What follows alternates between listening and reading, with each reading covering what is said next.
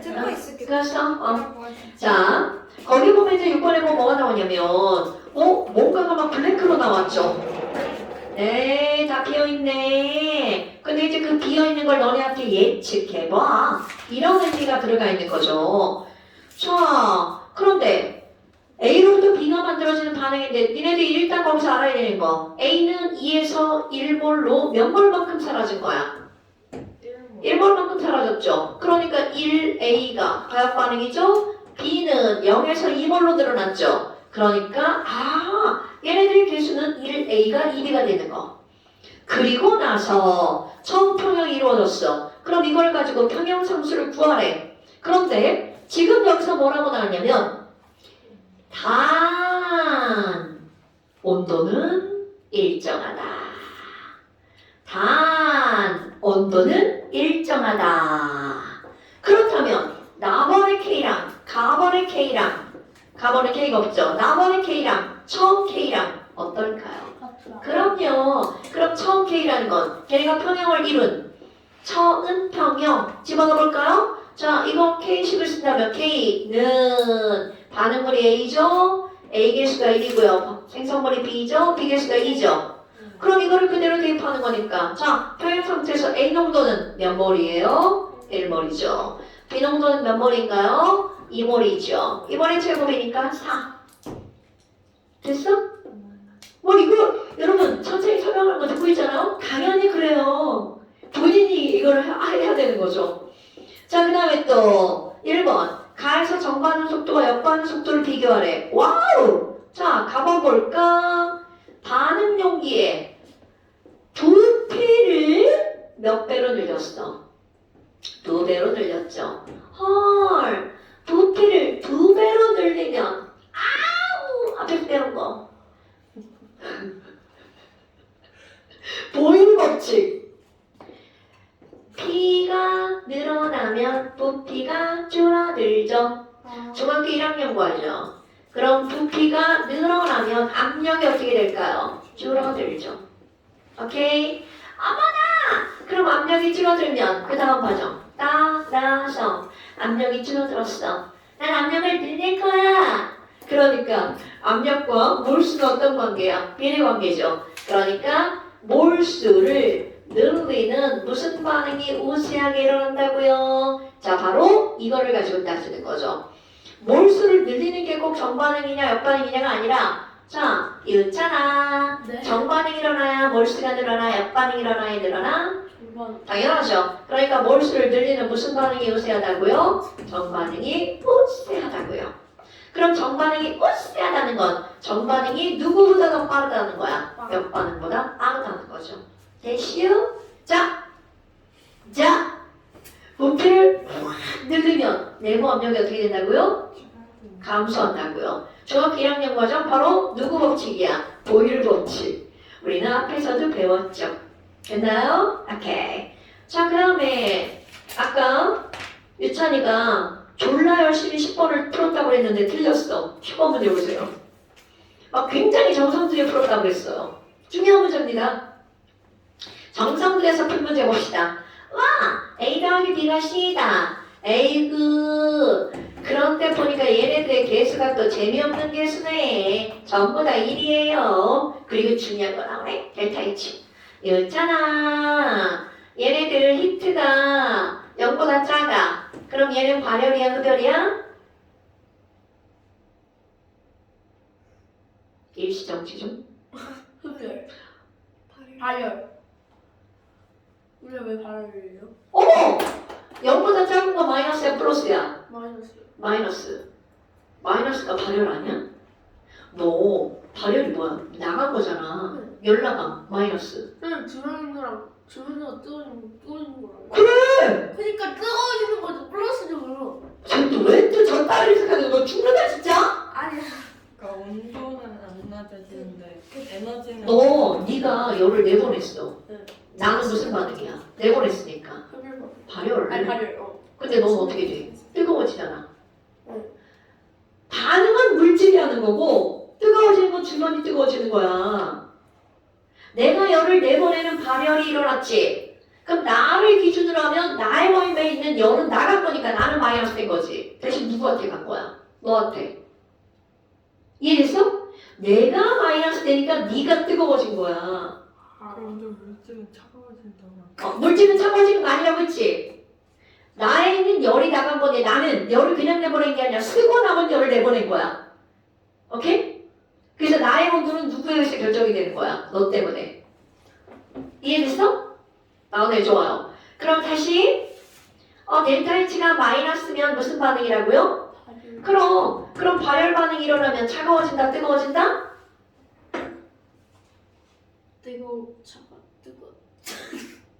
차워진다. 너 열나면 뜨거워, 차가워? 뜨거워요. 그래. 아 뜨거워진다. 됐어? 자, 발열 반응이 일어나면 어떻게 된다고요? 쌤은 열을 방출했는데 주변 기준으로 말하는 거예요? 내가 열을 방출하잖아? 나는 차가워지고 넌 뜨거워지는 게 아니라고. 화원도 아직까지 안 왔지. 그때 딱 그거 설명했는데 근데 중화라고 설명하지 않았어요? 우리 마지막 시간에 발열 해결 했어 안 했어? 중학원은 문제 풀지 않았어요. 발열 해결 아예 안 했어? 했을 것 같은데? 했나? 아 모르겠다. 모르겠다. 자 다시 발열 반응이 일어나면 나의 에너지는 낮아지는 거야. 그럼 그 열을 누구한테 내보냈어? 주변한테. 그러니까 주변의 온도는 어떻게 된다고? 뜨거워지는 거야. 온도는 주변으로 생각하는 거야. 그럼 발열, 열이 나간 건 나야. 오케이? 나는 마이너스 되고 너는 뭐가 된 거야? 뜨거워진 거야. 그러니까 발열 반응이 일어나면 어떻게 된다고요? 아이고 씨, 이거 뭐야 그 글씨. 뜨거워진다. 됐슈? 자, 그러면 델타 H가 마이너스니까 지금 여기 정반응이 일어나면 뜨거워지고요. 역반응이 일어나면 어떻게 된다고요? 차가워진다고요. 근데 이렇게 쓰는 게 아니라 정반응은 무슨 반응이고 발열, 역반응은 흡열 이렇게 써주는 게 기본이죠. 자, 그렇다면 첫 번째 가는요 1리터 안에다가 얘네들을 넣어놨어. 그리고 가만히 뭐를 이루어진 거야? 평형이 이루어진 거죠. 그런데 비첨가. 그래도 평형상수는 가와 나가 어떻다고요? 같다라고요. 평형상수는 가나가 어떻다고요? 같다. 그럼 가의 평형상수 구해볼까요? 얘네들은 평형상수 K는 되게 쉽죠. A농도 1제곱 곱하기 B농도 1제곱 분의 C농도. 이건 예전에 배운 거죠? 자, 그러니까 뭐야? 숫자가 있다고요. 1이네요. 그러니까 가에서 K가 1이라는 건 나에서도 K가 얼마여야 된다는 거야? 1이어야 된다는 거죠. 어머나. 그러면 비첨가. 어머, 나번 봐봐. 나다는 조건을 달리해서 새로운 평형이야. 그럼 나번에서도 평형상수는 얼마여야 된다고요? 1. 그런데 자, 되게 단순한 게 있어. A가 1몰, B도 1몰, C도 1몰이 있었어. 그런데 더하기 B를 첨가했죠? 그러면 B를 첨가하면 와, B가 확 늘어났어. 그럼 이 반응에서 B 늘어나는 거 싫어. B를 없앨 거야. 그럼 B를 없애려면 무슨 반응이 일어나야 돼? 아니, 정반응, 역반응. 정말. B를 없애려면 정반응이 일어나야 되죠. 그럼 봐라. C는 그 자리에서 그대로 늘어나죠. 그러니까 C를 딱 봐봐. C를 딱 보면 와, 그대로 늘어나서 몇 몰로 늘어났어요? 1.2몰. 그러면 C가 몇 몰 증가한 게 되는 거야? 0.2몰. 그럼 C 0.2몰 증가하면 예수가 1대1대1이죠. A는 몇 몰 감소 마찬가지로 0.2몰 감소. 그러니까 얘는 A는 몇 몰이 되는 거야? 0.8몰. 거기 안 나와 있어도 할 수 있다는 거죠. 근데 왜 B가 0.7몰이 늘었어요? 지금 하려고 하는 건데? 지금 이제 하려고 하는 건데? 근데 틀리지 않았어요.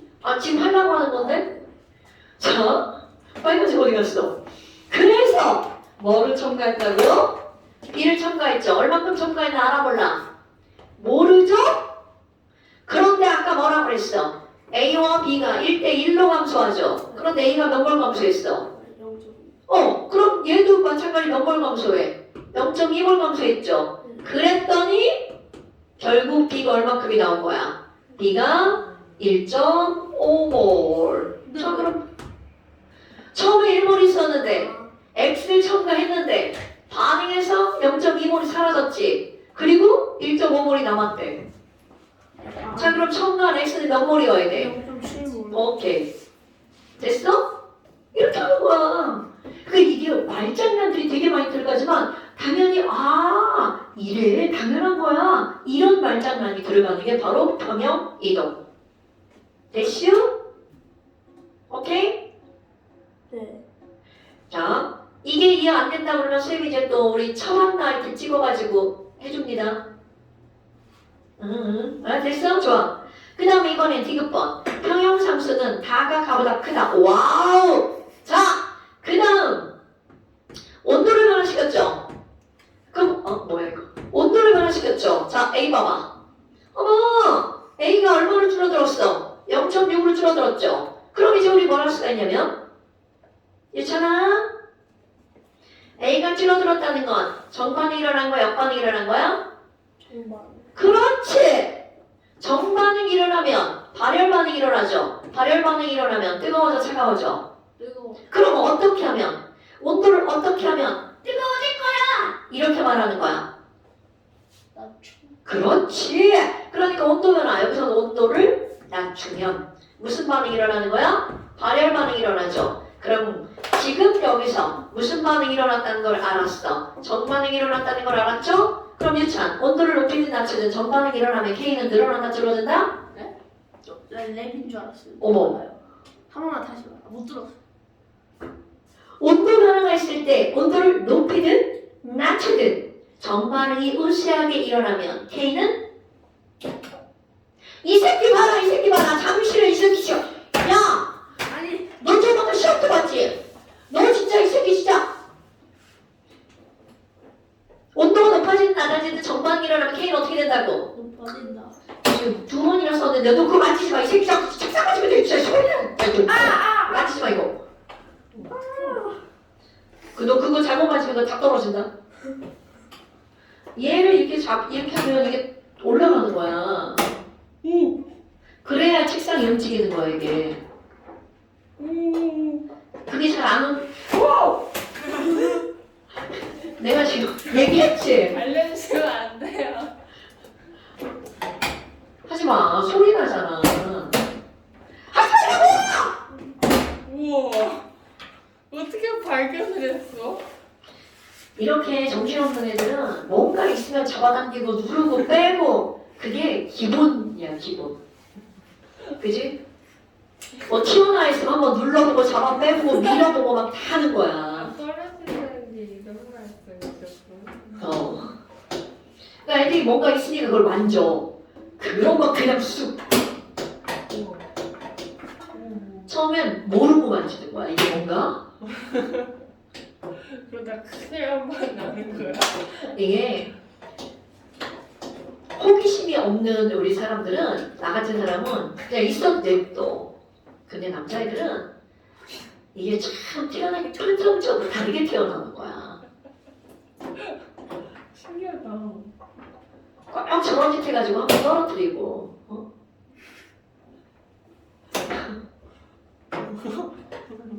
이게 책상이 원래 안 움직이는 건데 애들이 하도 힘으로 이게 안 움직이는 거거든? 힘으로 이걸 미는 거야 그런데 여기 앞바퀴 들고 하면 무너지던데? 맞아요 고정장치가 그게 뭐야 차로 따지면 후륜이냐 전륜이냐 소리가 나네요. 아니 차는 후륜도 있고 사륜도 있고 네. 다 있어요 그러니까 앞바퀴냐 뒷바퀴냐 조절이 그만해 이제 그만해 괜히 알려줬어 자 다시 평형상수는 온도에 의해서만 달라지죠?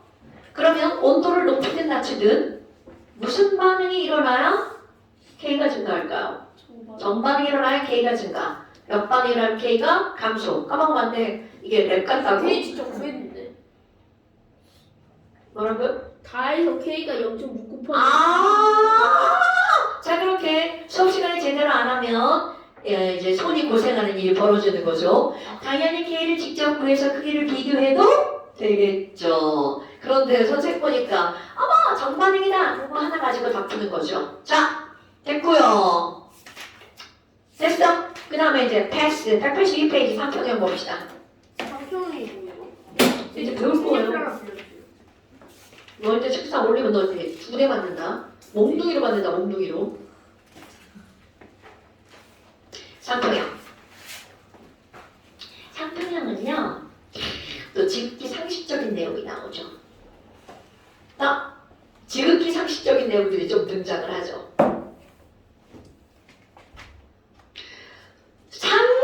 상평형이라는 말이 나오죠. 우리 화학원에서 동점평형이라는 걸 배운단 말이야. 동점평형이라고 하는 건 용해평형과 죄송합니다. 떨어질 줄 몰랐는데. 동점평형에는 용해평형과 상평형이 나오죠. 네. 그리고 화학주에서 우리는 화학평형이 나오죠. 오케이? 그렇다면 그때 배운 상평형이라는 게 여기서 나오는 거죠. 그럼 상평형이라는 말은 어떤 말의 줄임말이냐면 상태가 뭐를 이룬다, 평형을 이룬다 라는 뜻입니다. 하지마. 상태가 평형을 이룬다 라는 말을 나타내는 거야. 그럼 상태가 평형을 이룬다는 게 무슨 말이니? 손으로 우리 통합 아니야. 화학원을 한번 생각해봐. 물을 통에다 넣어놨죠. 그럼 물을 비커에다 이렇게 넣어놓고 충분한 시간이 지나면 밀폐된 공간에서 수증기의 증발과 응축이 뭐를 이루는 거야? 평형을 이루죠. 어머나! 그럼 증발은 바로 뭐가 되는 거야? 기화. 응축은 뭐라고 하는 거야? 액화. 그러니까 기화라는 상태 변화와 액화라는 상태 변화가 속도가 똑같은 상태에 도달하게 되죠. 이런 걸 상평형이라고 하는 거야. 그렇다고 화학원에서는 딱 그거 하나만 가지고 한 거죠. 그런데 이제 이게 확 들어왔어. 와우, 상태는 고체도 있고 액체도 있고 기체도 있잖아요. 그럼 고체가 액체가 되는 건 뭐죠? 액체가 고체가 되는 건 뭐죠? 조금 아까 잘못 말했죠? 자, 고체가 액체가 되는 걸 우리는 뭐라고 부르죠? 융해라고 부르죠. 액체가 고체가 되는 걸 뭐라고 부르나요? 응고라고 부르죠. 그럼 이때의 온도를 뭐라고 하는 거야? 녹는 점 또는 어는 점이라고 부르죠. 그럼 액체가 기체가 되는 걸 뭐라고 하나요? 기화. 기체가 액체가 되는 건 액화. 그렇죠. 그럼 이게 되는 온도를 우리는 무슨 점이라고 부르는 거야? 끓는 점이라고 부르죠. 그럼 고체가 기체가 되는 건 뭐라고 부르나요? 승화. 기체가 고체가 되는 것도 그래서 이때의 온도를 수화점. 그렇다면 지금 우리는 녹는 점과 어는 점 그리고 끓는 점 그리고 승화점 이런 것들이 지금 등장을 한 거야. 그렇다면 이렇게 녹고 있는 동안 중학교 1학년 과정. 자, 녹고 있는 동안에 온도가 변해 안 변해? 안 변하죠. 끓고 있는 동안에 온도가 안 변하죠. 이렇게 그 온도가 변하지 않는 상태를 뭐라고 하는 거니? 녹는 거. 고체와 액체의 변화 속도가 똑같아. 고체와 액체가 평형을 이루고 있는 온도. 그리고 액체와 기체가 평형을 이루고 있는 온도. 그리고 압력. 그리고 승화점도 마찬가지야. 고체와 기체, 즉 고체, 액체, 기체 이런 상태들이 서로 평형을 이루고 있는 온도와 압력을 나타낸 그림이 있습니다. 그런 그림을 우리는 뭐라고 하는 거냐면 상평형 그림이라고 부르는 거야. 그래서 그렇게 평형을 이룬 상태는 뭐라고요? 상평형. 평형을 이루고 있는 그림을 뭐라고 부른다고요? 상평형 그림. 그런데 우리는 앞에서 이 상평형 그림의 일부를 배웠습니다. 어떤 걸 배웠니? 증, 기, 암, 력이라고요. 그럼 또 까먹었을까봐 질문 한번 해볼까요? 은서야, 끓는 점의 정의가 뭐예요? 그 대기업과 뭐라고? 대기업과 중개업리 같을 때 그렇지. 맞습니다. 정확합니다. 끓는 점이란 대기압과 액체의 무슨 압력이 증기압력이 같을 때의 온도. 이걸 우리 끓는 점이라고 부르죠. 근데 여기서는 이런 어려운 설명 필요 없습니다. 그럼 이제 내가 여기다 뭐를 그릴 거니? 야, 우리 그때 끓는 점 그래프 액체의 대기압과 액체의 증기압력이 같을 때의 온도를 뭐라고 부른다고요? 끓는 점이라고 부른다고요. 그래서 그때 우리는 뭐 하나를 그렸냐면 증기압력 그래프 이렇게 그렸단 말이야. 그래서 이거에 대해서 막 설명을 했단 말이야. 그런데 이거는 결국 어떤 일이 벌어지는 거니? 액체가 요 온도와 딱 넘어갔어. 그럼 뭘로 변하는 거야? 기체로 변하는 거죠. 그러니까 여러분 봐봐. 이 온도를 딱 넘으면 기체로 변하니까 이 그래프를 우리는 무슨 그래프라고 이름을 붙였어요? 끓는 점 곡선 또는 기체로 변하는 거니까 무슨 곡선? 기와 곡선. 그럼 이 곡선의 정확한 이름은 바로 어떤 거니? 액체가 기체로 변할 때 그때 그 기체의 압력, 증기압력 곡선. 그런데 셋 다 쓰는 말인데 여러분? 그럼 여기서는 내가 계속 뭐라 부를 거냐면 기와 곡선이라고 부를 거예요. 어머나, 그럼 액체가 기체로 변하는 이 온도가 있었어. 그럼 우리 당연히 액체가 고체로 변하는 온도도 있잖아요. 그래서 이제 여기다가 누구의 상평형 그림을 그릴 거냐면 물의 상평형 그림을 한번 그려볼 겁니다. 자, 그림 먼저 그려볼까요? 지금 액체가 기체가 되는 온도, 액체가 고체가 되는 온도. 와우! 그럼 이렇게 하면 뭘로 변한다고요? 고체로 변한다고요. 그런데 이 고체가 뭘로 변하는 온도도 있는 거니? 기체로 변하는 온도. 그렇다면 그래프를 딱 그려냈더니 하나, 둘, 셋, 세 개의 면으로 나뉘죠. 그러니까 세 개의 상태가 들어가 있는 그림, 이런 걸 우리는 무슨 그림이라고 부른다고요? 상평형 그림. 와, 그럼 선생님 여기 봐봐요. 그럼 여기만 넘어가면 액체가 기체로 변하죠. 그럼 이 그래프상에서는 어떤 일이 벌어지는 거니? 액체와 기체가 평형을 이룬 상태. 오케이? 와우! 그럼 여기는 액체와 기체가 함께 존재하죠. 또 여기 그림상에서 넘어가면 액체가 고체로 변한다면, 그런데 그 요 점상에서는 액체와 고체가 함께 존재하죠. 중학교 1학년 과정이죠. 얼음을 가을에서 녹일 때 0도씨에 도달하면 고체가 녹아버리죠. 그럼 그때는 얼음과 물이 함께 존재하죠. 바로 그 구간이 여기라는 뜻입니다. 그럼 여기는 고체가 기체로 변하면 이 상태에서는 뭐가 함께 존재하는 거야? 고체와 기체가 함께 존재하죠. 그러니까 얘네들을 우리는 무슨 곡선이라고 부를 거니? 승화곡선이라고 부를 거예요. 그럼 여기는요, 고체가 액체로 변하는 거니까 무슨 곡선이라고 부를 거야? 융해곡선이라고 부를 겁니다. 그래서 기호를 한번 써볼게요. 가운데 모여있는 여기를 T점이라고 부를 거고요. 여기를 A점, 여기를 B, 여기를 C 이렇게 한번 내가 표시해 볼게요. 그렇다면 첫 번째, 아니 AT 곡선이 나오잖아요. 그럼 AT 곡선을 우리는 뭐라고 불러요? 하나, 둘, 셋 이렇게 세 개 이름으로 부릅니다. 그리고 정확한 이름은 그 액체의 무슨 곡선이라고요? 증기, 압력, 곡선. 어머나, 그렇다면 이런 증기압력 곡선을 우리가 기화 곡선이라고 한다고 했잖아요. 그럼 여기서는 누구와 누가 평형을 이룬다고요? 액체와 기체가 평형을 이루면서 공존하는 그때. 자, 그렇다면 여기 있는 얘네들이 가지고 우리는 이제 뭐라고 나타낼 거니? 아니 그러면 대기압이 1기압이잖아. 그럼 여기에서 기화가 되는 걸 아까 뭐라고 그랬어요? 끓는 거라고 그랬잖아요. 그럼 얘는 끓는 점 곡선.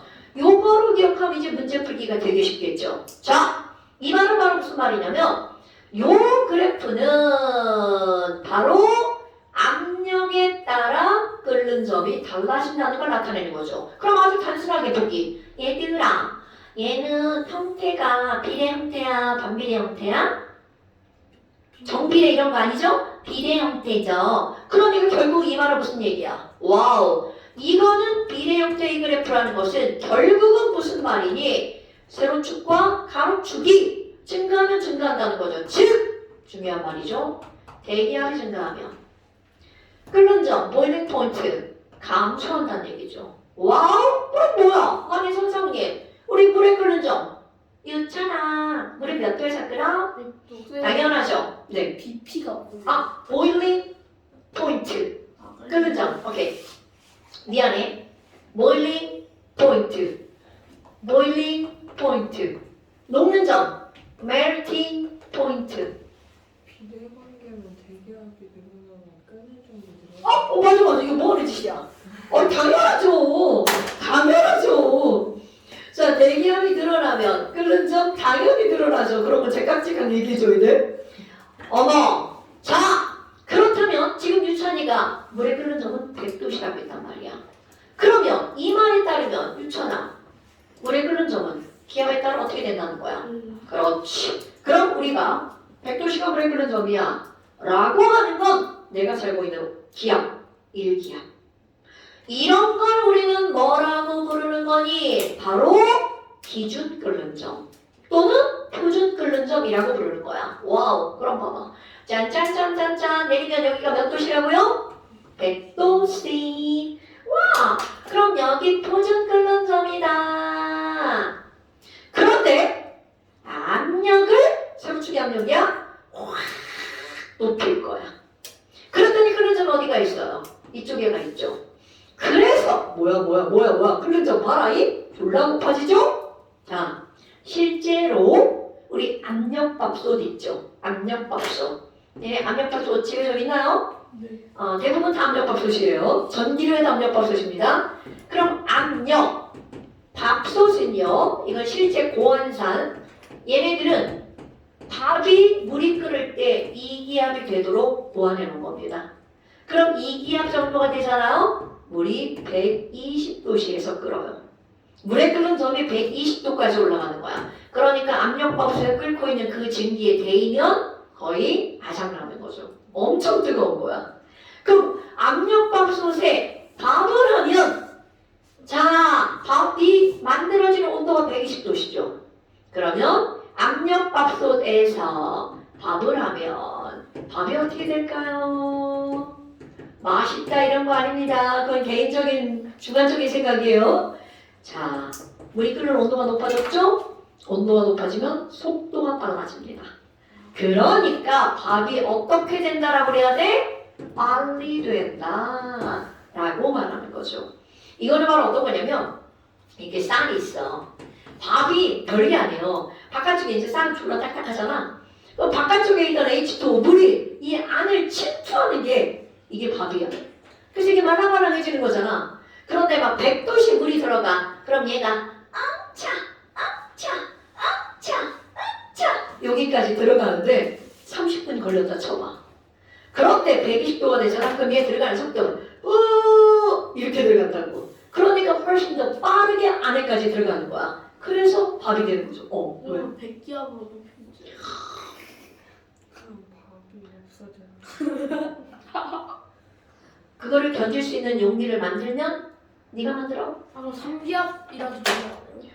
너네 2기압도 견딜 수 있는 용기를 만드는 게 쉽지 않아요. 이거 3기압도 3기압 만들 수는 있지만 내가 지금 뭐라 그래? 쉽지 않아요 라고 표현을 하죠. 잘못하면 뚜껑 날아가요. 증기 때문에. 너네 이거 요즘은 별로 그런 게 없는데 압력밥솥 예전에 사고 되게 많았잖아. 밥하다 뚜껑 날아간다고 이런 얘기 들어본 적 없어?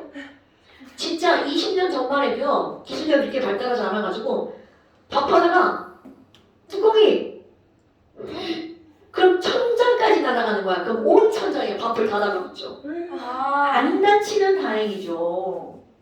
엄청나게 위험한 거야 저게. 요즘은 그런 뉴스가 안 나오죠. 워낙에 이제 잘 만들어 보니까. 자, 그럼 뭐 여하튼 이런 거야. 그럼 이걸 반대로 한번 해볼까? 그럼 얘를 반대로. 여러분, 높은 산에 갔어요. 산에 높이 올라가면 공기량이 줄어들죠? 그러니까 압력이 어떻게 될까? 낮아지죠? 그러니까 높은 산에서 밥하면 그 뒤에가 뭘까요? 설인. 그렇지, 바로 그겁니다. 밥이 설 있는다 이렇게 나오는 거야. 그럼 이 어? 아니요, 딱딱한 말인데요. 아. 그럼 설 있는다는 말이 무슨 말이냐? 아까 했던 거 그대로 다시 해볼까? 자, 이제 물이 실제로 에베레스트 산 꼭대기에서 물을 끓이잖아? 76도가 물이 끓는 쪽이래. 엄청 낮아지죠? 물이 끓고 있는데 그렇게 안 뜨거워. 근데 우주에서는 그냥 물이 끓는데 안 차가워, 안 뜨거워. 손 뜨거워. 그런 거죠. 그래서 폭발하는 거예요, 사람이. 네. 아. 자, 그럼 너네 봐봐. 지금 여기는 얘네가 이렇게 나온단 말이야? 자, 아까 이제 76도씨야. 그럼 막 76도씨면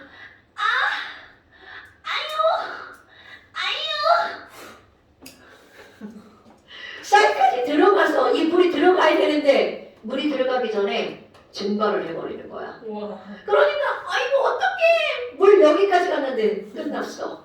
그럼 안에는 아직 쌀, 밖에는 밥. 씹어 먹으면 어떻게 되겠어? 쌀이 씹히겠죠. 아그작. 그런 걸 밥이 설이 같다라고 표현하는 거야. 맛있겠다. 맛있겠다. 누룽지. 딱딱한 것도 있지. 이건 누룽지하고 다른 개념이죠. 생쌀 먹는 거죠. 똑같이. 리조트. 그러니까 그럼 애들이 뭐라 그래? 그물 많이 넣으면 되잖아요. 그럼 이제 밥이 아니라 죽 되는 거죠. 아. 죽 되는 거죠. 그렇다면 이런 것들이 바로 뭐 때문이라는 거야. 끓는 점. 그럼 높은 산에 가면 압력이 낮아지니까 보일링 포인트도 어떻게 된다고요? 낮아진다고요. 됐어요, 여러분? 그래서 왜 요즘에는 산에 가서 밥 해 먹고 이런 게 금지지만 옛날에 우리 때는 막 야, 우리 친구들 계곡 가서 밥 해 먹자. 그리고 막 냄비 들고 간단 말이야. 그럼 냄비가 막 산에 올라가니까 압력이 낮아지잖아. 그러니까 거기다 뭐 올려놔? 돌멩이. 근데 야, 냄비가 현차나 돌멩이 올려놓은 거야. 옆으로 달아가는데 돌멩이를 올려놓을 때는 그 냄비가 밀폐가 딱 된다는 전제하에 돌멩이를 올려놓는 게 효용이 있는 거죠. 근데 어차피 가스 버너 같은 게 있어야 되는 거 아니에요? 네. 가스 버너를 들고 왔어요, 계곡에? 네. 얼마나 위험한 가서 일인 밥 거예요? 그러니까 요즘은 금지죠. 어떻게 계곡에서 불을 피우는 그러니까 이거야. 사상 그 못하는 세대가 다른 거야. 너네들이 태어날 때부터 금지가 되어 있었기 때문에 그게 가능한가? 이렇게 되죠. 되는지도 몰랐어. 그러니까 아예 모르는 거잖아. 그런 일을 하지 않으니까. 근데 우리 때는 대학 때, 야 MT 가자. 그럼 막 다 싸들고 가는 거야. 낭만있다. 낭만 있지. 불이 안 낸 게 다행이지. 근데 물가라서 불이 나지는 않아. 물가에서 놀지. 산속에 가서 막 밥해 먹진 않으니까. 재밌겠다. 재밌지? 요거는 요즘은 완전 무질 거야. 위험하지. 불나면 봤잖아. 작년에 불난 거. 어디요? 아니 그래서 불난 게 아니라 담배 그 뭐야 이렇게 불 피워가지고 이렇게 그 산소에서 뭐 이렇게 태운다고 불내가지고 밑에 집에 온 동네 다 탔잖아. 그래서 올해 마늘값이 장난 아니게 비싸대. 왜요? 마늘이 다 타가지고. 봄에 마늘 요만한데 걔네 다 탄 거야. 안 나오죠. 바닷가에서 마늘을 안 먹으면 되겠네. 바닷가? 바닷가에서는 불놀이하는 거 담질걸? 불꽃놀이도 그거 잘못하면 경찰 끌려가. 아무 데 사람 안 되면 불꽃이 튀면 그것도 불날 수 있거든. 자, 여하튼 이런 겁니다. 그러면 두 번째 BT 곡선 들어가 볼까요? 그럼 BT 곡선은 융의 곡선이니까 얘는 녹는 점, 어는 점 곡선이 되겠죠. 그런데 자, 여기서 굉장히 중요한 게 있습니다. 여러분, 내가 지금 물의 상평형 그림을 그렸잖아요. 그럼 여기다가 다른 물질 중에 이산화탄소의 상평형 그림을 한번 그려볼까요? 이산화탄소 상평형 그림체랑 똑같아요. 그런데 중요한 겁니다. 얘가 이렇게만 합니다. 그럼 얘는 비례 형태죠. 근데 얘는 봐봐. 비례 반비례 형태죠. 유일하게 모든 상평형 그래프 중에서 유일하게 유일하게 반변의 형태의 곡선을 나타내는 게 물의 융의 곡선입니다. 엄청 중요한 거야. 이것 때문에 우리는 물로 살아갈 수 있는 거야. 자, 물로 그렇다면 살아갈 수 있다고. 물을 사용할 수 있어요. 사용해서 살아갈 수 있어요. 자, 유일하게 얘가 어떤 거라고요? 반비례 형태 그래프라고요. 이거는 모든 것 중에서 유일하게. 그러면 이 얘기는 압력이 증가하면 melting point가 어떻게 된다는 거야? 낮아진다는 거죠. 자, 여러분 일기압일 때 이 곡선 어느 점 그래프, 녹는 점 그래프죠? 자, 와! 0도시다. 기준 어느 점, 표준 어느 점. 그런데 요거 온도가 낮은데 한번 가봐. 와, 졸라 춥다. 지금 막 추워. 막 이렇게 되는 거야. 그러면 여기 두 분 스케이트 타시는 분이에요? 왜요? 네. 선수급들이죠? 다 썼죠. 자, 과거형이군요. 그렇다면 이분들이 스케이트를 신었어. 그래 이제 신고 일어나야 되죠. 앉아서 신을 거 아니야. 네. 앉아서 신고 이렇게 딱 일어나죠. 얼음을 밟고 일어납니다. 얼마에서 신어요? 아니야, 뭐 여하튼 그렇다 치고. 난 모르니까 그냥 그렇다 치고. 살짝 풀려 있으면은 거기 안에 들어가서 이렇게 무릎 꿇고 맞아, 다들 맞아. 신잖아. 그럼 어렵구나. 되게 어렵구나. 자, 그럼 봐. 중요한 건 이거야. 스케이트장은 겁나 추워. 얼음이 얼어져 있어야 되니까 따뜻할 수가 없죠. 그런데 이 추운 온도가 영하 4도라고 생각해봐. 그런데 스케이트를 신고 딱 일어나는 순간 너네 상상을 하는 거야. 스케이트가 칼날이잖아. 칼날로 이렇게 밟고 일어난다 생각해봐. 압력이 쫙 높아지는 거야. 자, 그러면 이게 중요한 겁니다. 내가 분명히 밟을 때는 얼음이었는데 밟고 일어나면 뭘로 바뀌는 거야? 물로 바뀌는 거야. 이렇게 얼음은 절대로 얼음 자체가 미끄럽지 않습니다. 얼음에 물이 만들어져야 쭉 미끄러지는 거야. 오케이? 그럼 영하 40도는 우리 가면 거기는 이제 망하는 거예요. 그쵸? 스케이트 못하는 거예요. 자, 그렇다면 여러분 이게 바로 무슨 말이니? 이거를 그대로 이용하는 거. 스케이트 날이 엄청 중요하다는 걸 말하는 겁니다. 스케이트 날이 날카로울수록 물이 만들어지죠. 잘. 그러니까 그 뒤에 말 잘 미끄러진다 이렇게 나오는 겁니다. 그래서 나를 갈아. 그래서 나를 갈죠. 그래서 25,000원 내면 그치. 그래요. 그래서 옛날에 김연아 다큐멘터리 같은 거 나왔을 때 뭐라고 그랬냐면 나를 갈고 반드시 감독 그 선생님한테 검사를 맡아야 된다고 했었어. 그래서 나를 간다. 저희 코치님이 김연아 날도 걸어보셨다 그랬어요. 오, 진짜? 야, 그러니까 이게 바로 이런 원리다. 차라리 그걸로 요리를 해먹지. 지랄하네. 날이 무디면 얼음이 녹지 않으니까 안 미끄러진다. 그러니까 봐, 우리의 생각에는 당연하죠. 날카로운 게 잘 미끄러지는 거잖아요. 그게 당연한 얘기잖아요. 그런데 그 원리가 바로 이런 거다라는 거죠. 됐습니까, 여러분? 와우. 그럼 너네 봐봐. 야, 아니 그러면 이걸 그대로 이용할 거야? 얼음에다가 뭐를 가했어? 압력을 가했더니 뭘로 변하나요? 물로 변했죠. 그런데 이 세상의 모든 것은 압력을 증가시키면 부피가 어떻게 돼요? 줄어들죠. 압력을 증가시키면 부피가 줄어들죠. 다시 한번. 압력을 증가시키면 부피가 어떻게 된다고요? 줄어들죠. 자, 밀도는 부피분의 질량이죠. 부피가 줄어드니까 밀도가 어떻게 될까요? 늘어나죠. 유일하게 고체보다 액체의 밀도가 큰 물질이 바로 뭘까요? 물. 중학교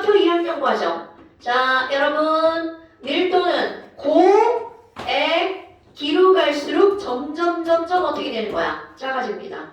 그런데 단 이렇게 나오죠. 단 뭐만 제외라고요? 물, 맛, 액, 고기다 이렇게 나오는 겁니다. 액고기. 자, 이거 엄청 중요한 거죠, 중학교 과정에. 그러면 도대체 왜 그러니? 바로 이 그래프 때문에 그렇다는 거야. 유일한 겁니다. 그러면 결국 이렇게 되는 이유가 화학표를 배운 사람은 그거요. 상평형 그림에서 물의 어느 점 곡선 때문에 그래요? 얼음의 유일 곡선 때문에 그래요. 걔가 유일하게 반비례 그래프거든요. 이렇게 설명할 수 있어야 되는 거죠. 오케이? 와우, 별거 아니죠? 그러면 여기 녹는 점에서는 누구와 누가 함께 존재한다고요? 고체와 액체가 함께 존재하는 거구나. 얘네들이 공존. 그렇다면 여기 볼까? 세 번째 승화곡선. 자, CT 곡선을 우리는 승화곡선이라고 부른단 말이죠. 그럼 이 곡선상에서는 고체와 뭐가 함께 존재하는 거야? 기체가 함께 존재하죠. 그럼 이런 것들이 이제 언제 쓰이는 거니? 너네 혹시 동결, 건조 이런 거 들어봤나요, 여러분? 네. 오케이. 그럼 동결 건조라고 하는 건 자, 우리 버섯 한번 볼까요? 라면에 들어가 있는 버섯은 어쩜 그렇게 빼짝 말라 있을까요? 라는 거야. 그럼 이 버섯이 어머? 나 잘 그렸었는데 그림 왜 이러지? 자, 버섯. 자, 버섯. 이거 여기다 하면 안 되지. 그 안에 버섯. 초코 소리가. 네, 그래요. 버섯. 그럼 이 버섯은 처음에 통통하니 수분을 함유하고 있으니까 그렇게 생겼단 말이야. 그럼 걔를 이렇게 빼짝 말려야 보관할 수가 있죠. 그럼 말리는 방법은 두 가지입니다. 바로 여기 들어있는 물을 가열해서 수증기로 만드는 방법. 또 하나는 일단 얼려, 동결. 그런 다음에 기압을 확 낮추면 거기 얼려있던 얼음이 수증기로 변하죠. 그러면 이 여기 있는 얘가 다 말라버리는 거야. 근데 기압을 어떻게 낮춰요? 너 기압 공기 빼는 기계도 시중에 팔아요? 그래요? 그럼요. 인터넷 쳐봐. 진공연기 그러면 비싸지도 않아. 진공연기 빡 빼는 거지. 막 이렇게 해가지고 장치가 있죠. 당연히 세상에 다 되지. 안 되는 거 있어. 그렇다면 지금 여기 있는 얘네들이 이렇게 해서 동결건조야. 그럼 도대체 이게 더 어려울 것 같은데 왜 이걸 안 하고 이걸 하니? 자, 가열해서 물을 날려버리면 뜨거워지죠. 영양소가 파괴가 됩니다. 그러니까 그 영양소를 그대로 유지하려고 다 동결건조시킵니다. 그리고 에너지가 얘보다 얘가 훨씬 덜 들어가요. 비용적인 측면도 마찬가지고요. 그러니까 너네들이 알고 있는 어디 음식에 들어있는 빼짝 마른 애들은 다 동결건조. 물론 우리처럼 이게 기계 없고 지금 햇빛에 말린 사람들도 있죠. 꽃감 햇빛에 말리잖아요. 그건 그냥 건조죠. 동결이 아니라. 그러니까 이제 여러 가지 방법이 있지만 동결 건조에 어떤 곡선이 들어가는 거야? 이 곡선이 들어가죠. 그렇다면 얼음의 압력이 낮아지면 뭘로 변한다고요? 수증기로 변한다고요. 그럼 이런 것들을 실제로 관측할 수 있는 건 동결 건조는 이제 우리가 못 보잖아요. 이거 뭐 묻는 거야 지금. 자, 하도 많은 일이야 저런 일은. 너네들이 냉동실 있잖아. 집에 냉동실에 얼음을 얼려놨어. 여름에 막 불이라도 맨날 먹으니까 잘 관찰이 안 돼. 그런데 겨울에 얼음을 얼려놓고 일주일 좀 더 있어야 한 열흘쯤 지나서 먹지 않은 그 얼음을 봐봐. 얼음이 확 줄어들어 있어요. 그럼 분명히 냉동실 안에 온도가 그렇게 낮은데 얼음이 줄어드는 거야. 그게 바로 얼음이라는 본체가 수증기로 승화가 일어나는 거야. 근데 인동실에 넣어놓으면 돼요? 네. 10일 동안? 그냥 얼음? 네, 그냥 얼음. 그러면 그건 바로 어떤 거냐면, 물론 이걸 설명하는 원리는 되게 많아요. 근데 아주 단순한 거 바로 어떤 거냐면, 냉동실 안에서 뭐가 일어나? 대류가 일어나죠. 그럼 대류가 일어나면 공기가 나 공기 이동했죠. 그럼 그 다음 공기가 착착착착착 움직이는 게 아니라 얘가 이렇게 바람이 불면 그 다음 공기가 이동하는데 순간적으로 빈 공간이 생기죠. 순간적으로 압력이 낮아지는 거야. 그때 승화가 일어나는 거야. 그러니까 저건 하루아침에 일어나는 일은 아니야. 그럼 얼음이 줄어들었다는 게 확실히 눈에 보여요. 그게 바로 뭐라고? 승화. 그러니까 여기에 이 예로 나오는 게 동결건조와 함께 두 번째, 냉동실의 얼음이 어떻게 된다고요? 그대로 그냥 작아지는 거야. 그럼 이게 바로 승화구나. 그 다음에 또 하나가 뭐가 있냐면 요즘엔 눈이 오면 막 사람들이 와서 다 치워가지고 관찰이 안 되는데 옛날에 좀 시골에는 눈이 쌓이잖아? 진짜 끝도 없이 쌓이죠. 아무도 안 치웁니다. 특히 마당에 있는 눈은 치우지만 뒷뜰에 있는 눈을 안 치운단 말이야. 그럼 쌓이거든? 그런데 어느 순간 눈이 위에서 점점 사라집니다. 분명히 날이 겁나 추운데 그럼 우리가 생각할 때 녹았다라고 생각을 하잖아. 근데 그때 땅을 파보잖아? 땅 밑에는 흙은 빼짝 말라 있어. 그럼 녹아서 물이 되게 아니잖아. 그게 바로 표면에서 승화가 일어난 거야. 그럼 여기 이거 뭐라고 나오냐면 이런 말이 나와. 너네 응달 알아? 응달? 음지. 아는 단어 좀? 응달에 이게 이렇게 나오는 문장이야. 응달에 쌓인 눈이 녹는 게 아니라 그냥 줄어든다. 아, 맞아요. 이런 것들이 바로 뭘 이용하는 거야? 승화를 이용하는 거야. 그렇다면 저 아까 얘기한 거 여기는 액체와 기체가 함께 존재하죠. 여기는 고체와 액체가 함께 존재하죠. 여기는 고기가 함께 존재하죠. 여기 뭐예요?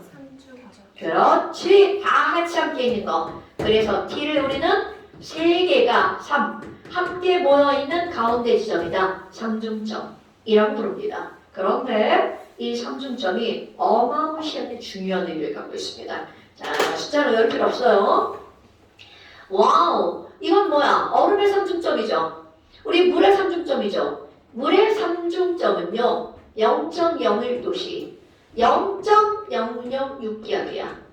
그럼 이거와 이 온도와 압력을 만들어 놓잖아. 물이 끓기도 하고 얼음이 녹기도 하고 얼기도 하고 이런 것들이 다 존재하는 곳이야. 근데 사실 실제로는 이 압력과 온도를 유지할 수는 없죠. 그러니까 그걸 다 관찰하는 거는 뭐 힘든 일이죠. 그런데 이게 왜 중요하니? 여러분, 삼중점의 압력이 중요합니다. 0.006기압이 삼중점이야. 근데 우리는 몇 기압에서 살고 있죠? 1기압. 그럼 1기압에서 온도가 높아지고 낮아지면 고액기, 기액고, 고액기, 기액고를 다 왔다 갔다 하죠. 그런데 CO2. 이산화탄소는 이 삼중점의 압력이 5.1기압입니다.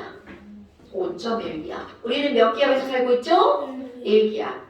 그러면 고액기 1기압 온도가 높아지면 고기, 낮아지면 기고, 높아지면 고기. 그러니까 이 말은 무슨 얘기야? 이산화탄소는 1기압 아세는 절대로 액체 상태에 도달할 수 있다 없다? 없다. 무한만 가능하다.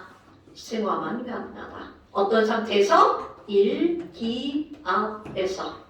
이런 물질 뭐라고 부르냐면 승화성 물질이라고 부르는 겁니다. 그치? 드라이아이스가 당연하죠. 드라이아이스가 CO2잖아요. 자 여러분, 승화성 물질은 삼중점이 1기압보다 높은 물질입니다. 오케이? 자 다시 승화성 물질이 뭐야? 승화되는 물질이요. 중1 때 배우는 거죠. 그러면 이제 화학회사는 이렇게 배우는 거죠. 걔네들이 왜 승화가 되는 건데?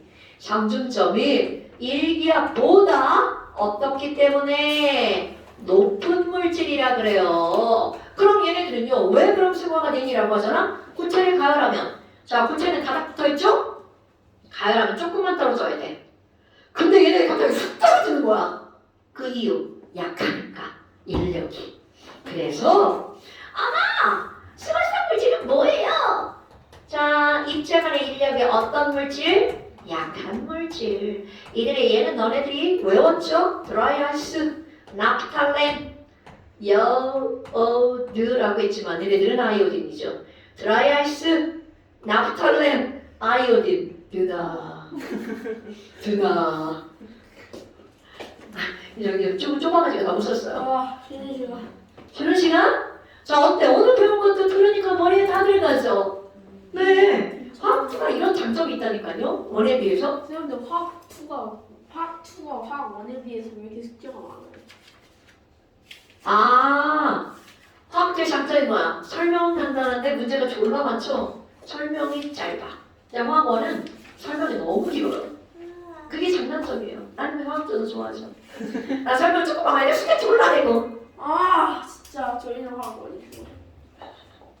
아, 그리고 화학원은 너희들 아무것도 모르는 상태라 내가 문제집을 일부러 선택을 안 한 거야.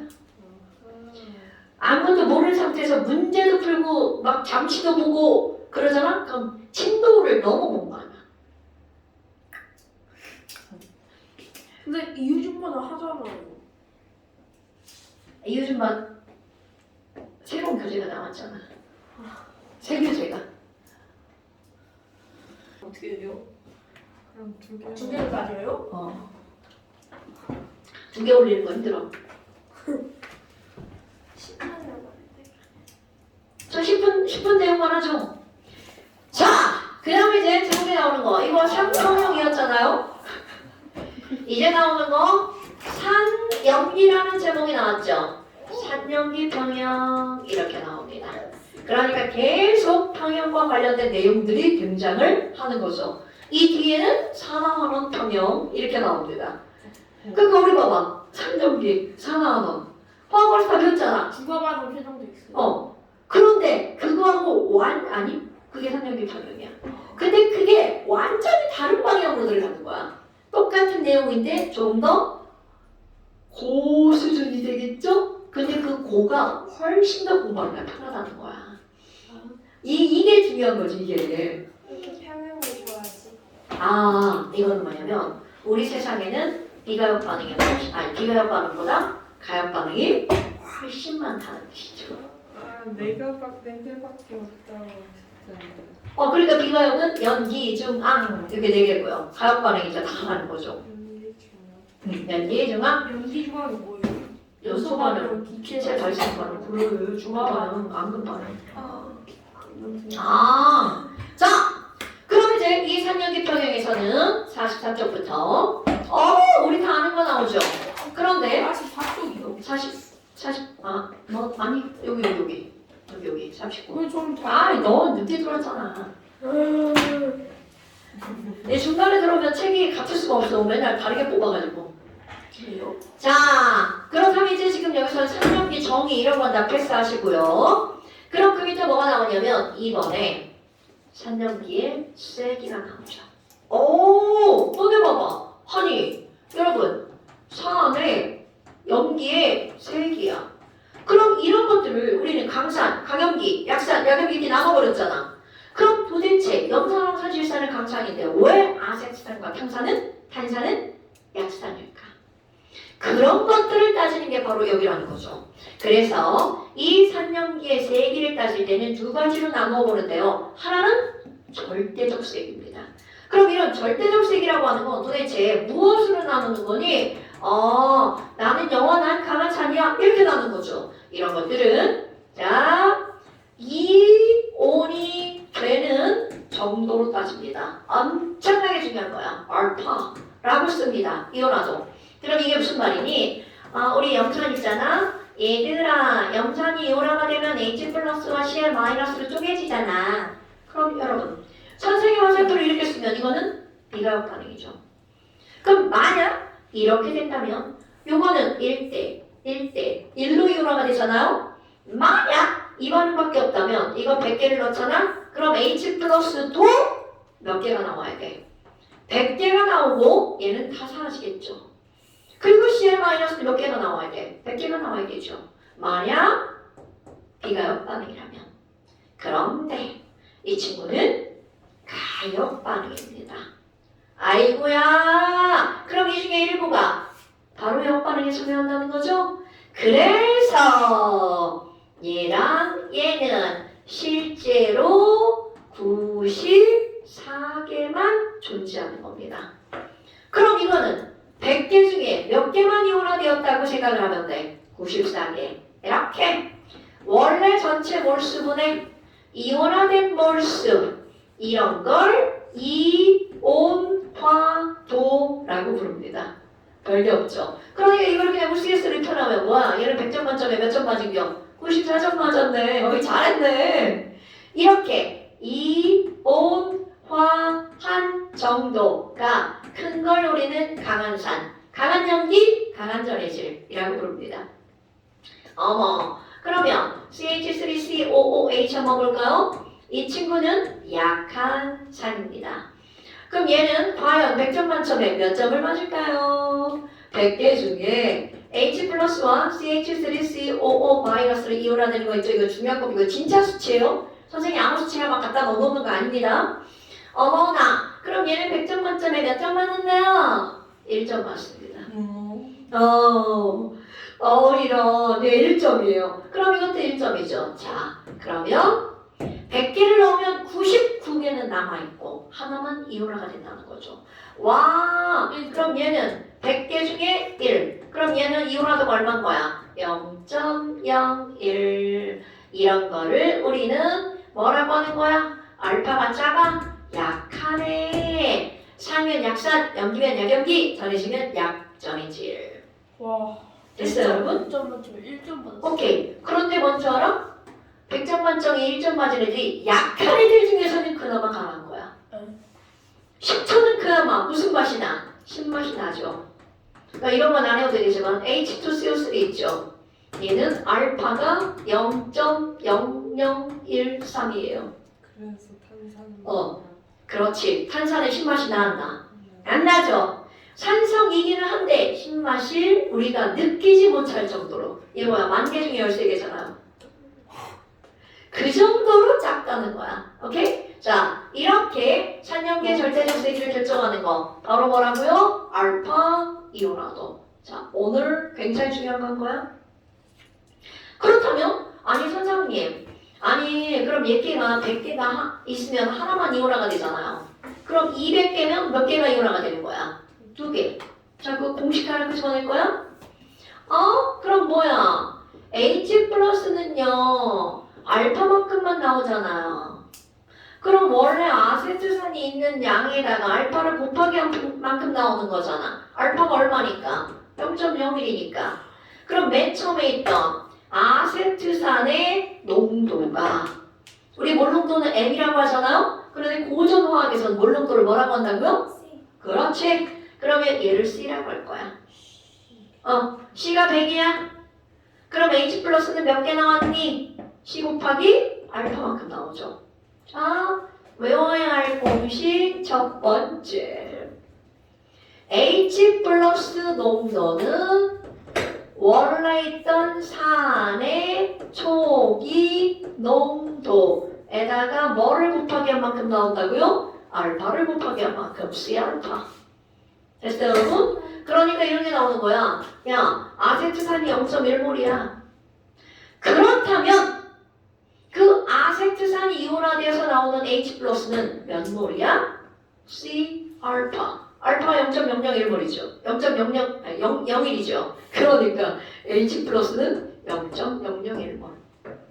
굉장히 잘 읽죠. 이건 화학원에서는 이렇게 적용시키면 큰일 납니다. 화학원은 무조건 다 이온화된다라고 생각하고 우리가 문제를 푸는 거고요. 강산과 약산 이런 거구나. 그렇다면 두 번째, 상대적 세기를 하면 30분까지 설명을 해야 되니까 상대적 세기는 다음 시간에 설명을 할게요. 자, 그래서 이제 잠시, 오케이, 잠시 잠깐 시험. 잠깐 시험.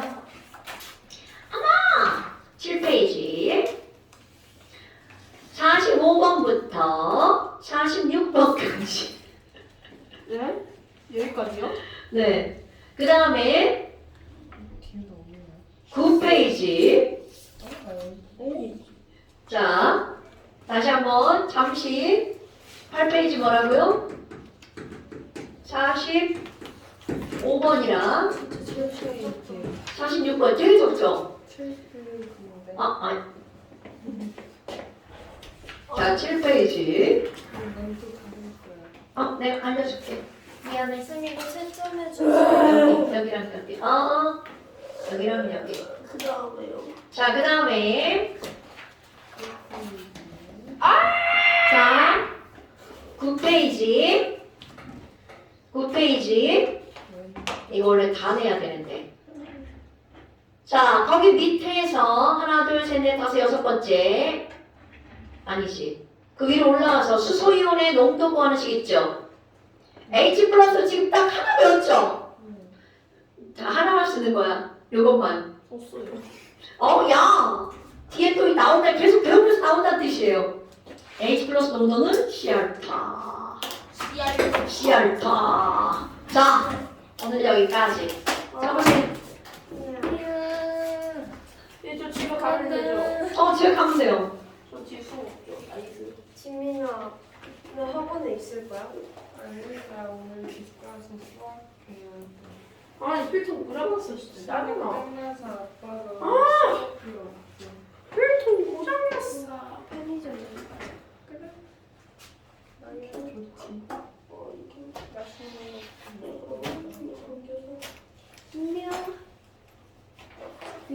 야, 엔탈피한테 N자 왜 이래? 히라가나 카타카나. 너 엔탈피한테 어이요 아이요? 뭐가요? 엔탈피에 에. 어이 아니야. 아니 여기다 아이라고 써놔가지고 and 에이, 제가 설마 그 정도 수준은 아니에요. 아 그지? 아 그거 아, 왜 빠져? 내 친구가. 언니 네. 이거 3빼기4야 300이세요. 둘 중에 고민했는데. 왜냐면 부호 때문에 그런 거야 아, 2 빼기 1을 하면 얘가 마이너스지 네. 그럼 이게 또 마이너스가 되면 3에서 4를 빼야지 아, 그리고 화살표 방향으로 하는 당연하죠 맞어. 근데 이건 이제 그냥 범위로 한 거니까 자 대신 있긴 한데. 자 넘어가지 배고프지 저 백수점 가서 밥 먹었는데. 어디? 백수점.